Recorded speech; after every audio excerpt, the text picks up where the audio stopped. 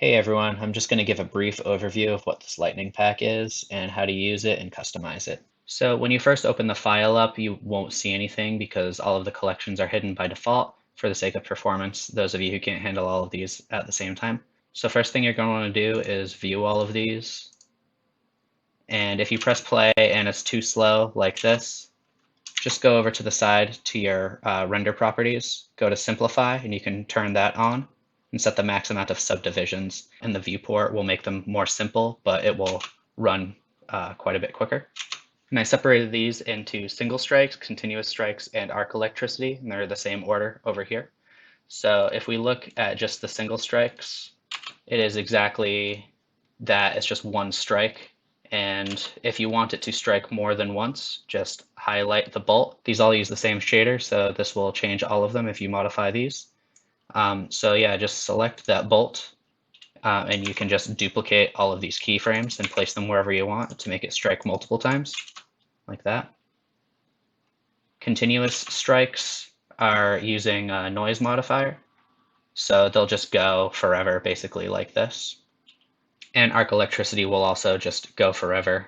The way I recommend using these is opening a new file and going to File and Append, navigating to this file that you downloaded. You can click on that, and I recommend appending the collections. And if you sort by name, these should be organized. So you have all lightning at the top, you have all arc electricity, continuous lightning strikes, and single strikes. And then in here, you can decide if you just want one strike. Say, for instance, I'm just going to take one of each. So I'm going to take arc, few branches, continuous strike, 1, and single strike 1. And I'm going to append that. So I have all 3 right here. And you can just Alt-G, and that will reset the placement. You can come over here, view these separately. So how to place these is you want to hit this box on the outside. Say, for instance, you want this lightning to strike Suzanne right here. The way I would recommend placing this is going up here to snap options, changing this from increment to face. You want to change this to center and make sure align rotation to target. And then select that box, hit G and then Control, and you can just place this wherever you want right here, and it should just snap to the surface like that.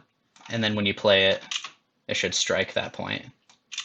The continuous lightning should work the same way. You can position it the exact same way. And the only thing that's different about the arc lightning is that it connects to the center of those two opposite faces right there. So not only this side, but it also connects to this side right here. And the default length of all of these lightning bolts is 10 meters. So if you want to position it between two objects, it should be pretty easy to measure. If you want to customize the shape of these, you can either go into that collection and choose the object that's called Control Shape, and that should change the shape. You can also animate this if you want it to move constantly. Another way you can customize the shape is by clicking on the lightning bolt and going into edit mode, making sure you can see those points right here. And you can actually just make it whatever shape you want, like this. If you want to make some separate branches or, weird shapes like that. Just if you want to make these pointy, you just want to make sure to scale down the ends by selecting those points and pressing Control A and then 0 like that, and then they should be pointy. So you can make whatever shape you want, spell out your name, whatever. And if you want to adjust the shader that it comes packed with, just select your bolt, go over to the shader over here, material properties, and you have the option for path length. All of these can be animated, opacity, and emission strength, and color also. You can also adjust all of these in the shader editor as you would anything else.